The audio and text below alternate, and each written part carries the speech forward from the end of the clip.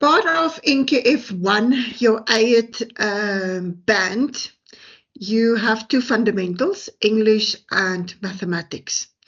So your mathematics is proper maths. It's not literacy mathematics as it's now known in schools.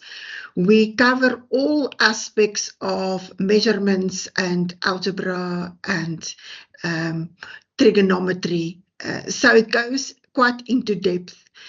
I think this is a good way of preparing learners and having a good foundation for future training, because it then prepares them properly for when they want to go onto learnerships, because your maths in learnerships are also the proper maths, and they don't need to have that gap when they want to enter into learnerships. Many companies share these hurdles. Book a quick chat for answers for your site.